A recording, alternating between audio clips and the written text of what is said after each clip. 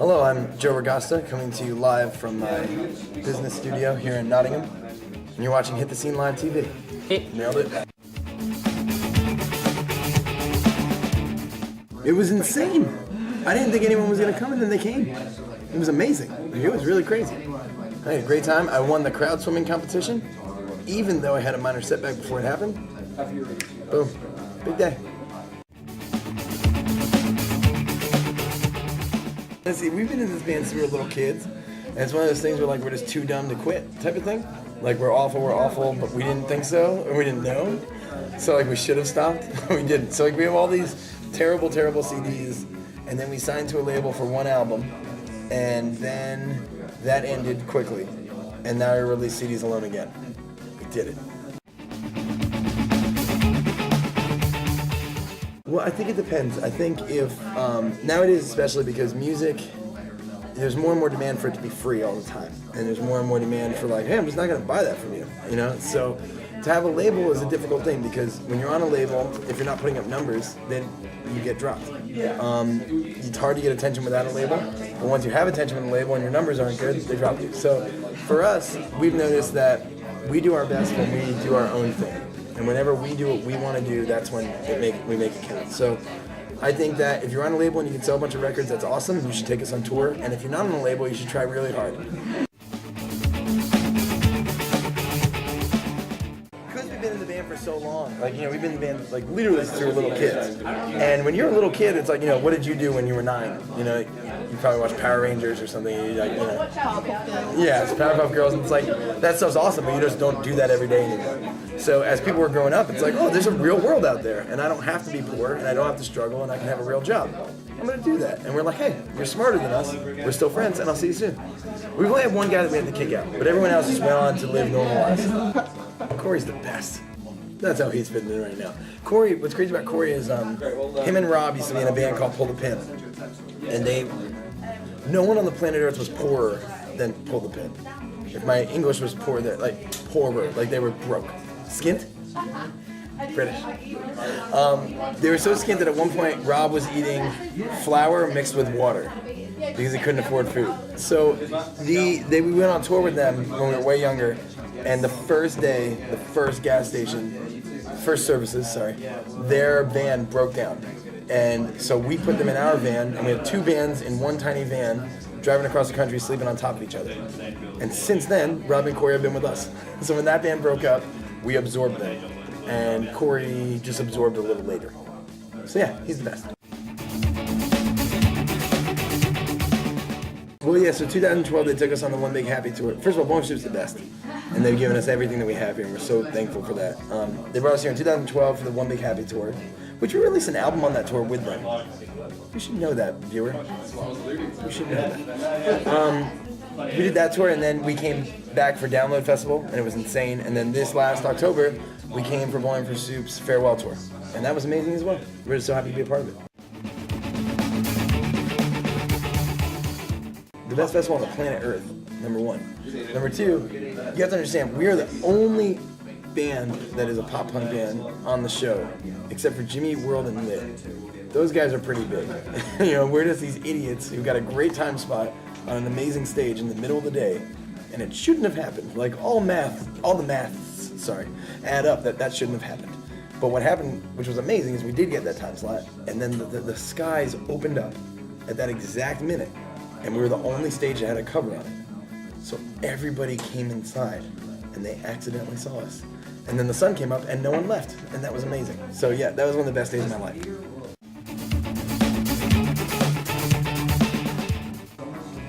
Well, first I would like to talk about festivals in the United Kingdom, because if they're not during the summer, this type of festival is bizarre. Like, this wouldn't happen by us. We have something called CMJ, it's kind of similar, but it's not the same thing. Yeah, scratch that part, listen to me.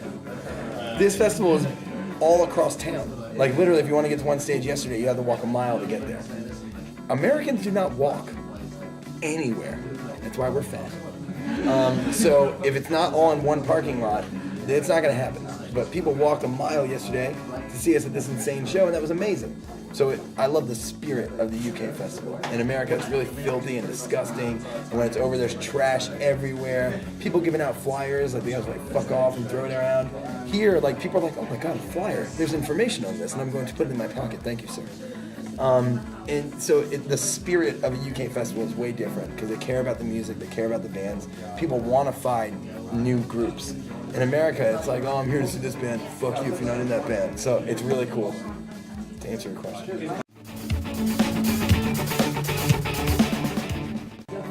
Being from Long Island is insane. So this is important. So I don't know, what's like the main city here that's like, that's where music comes from in England? London. London? All right, so like, imagine playing in London, it's a little difficult. Because in London, there's always a bigger show going on. You know what I mean? We're from New York, so, and we were the worst band in the history of time. Like, I promise you, no one was worse than us.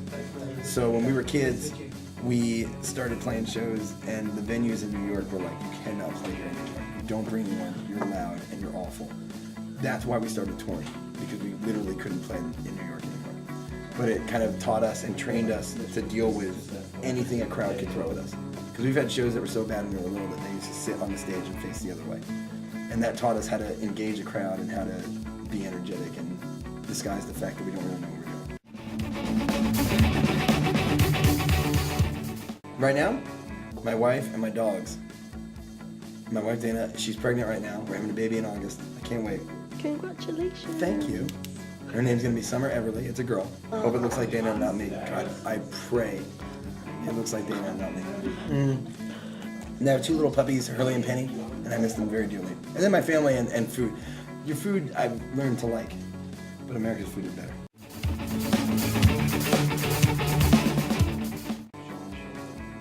Whoa. Shit. For me, an iPad. If they can give me an iPad every time I play a show, I'd really appreciate that. That'd be my dream. It's nothing excessive, it's just one item, but it is expensive. I would like one 64 gigabyte iPad at every show. Please, thank you.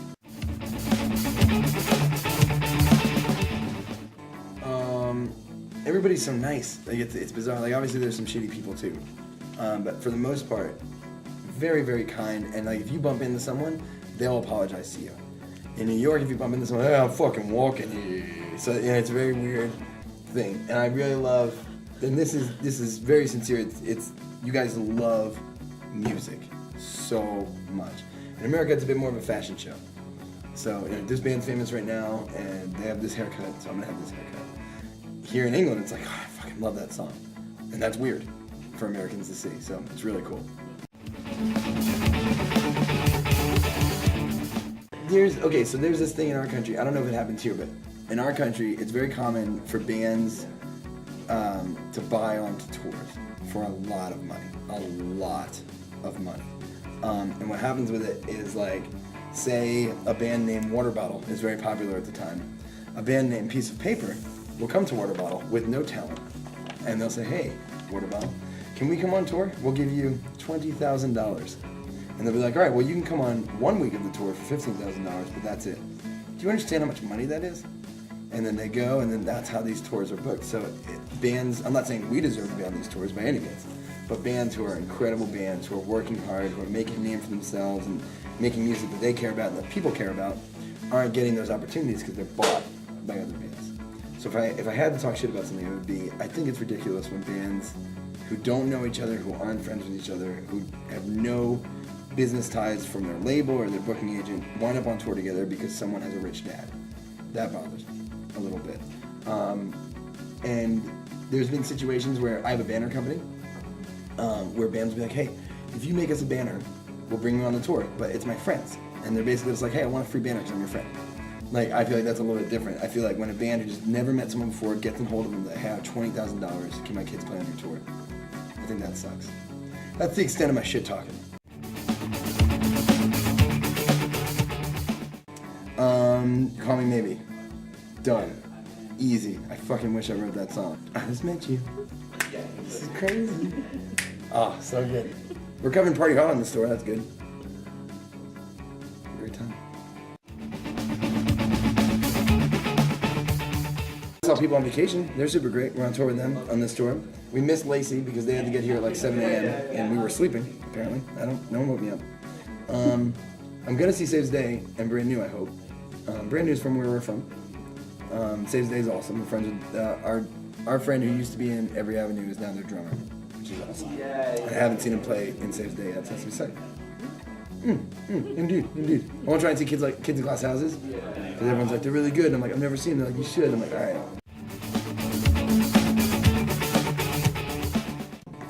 I love the ending. I spent... Did it air here yet? Yeah. Okay. I spent the last 45 minutes literally in tears, crying my dick off. I cried so hard the whole entire time. From the second where... Spoiler alert. Kids, if you haven't seen it, turn this off. Be responsible.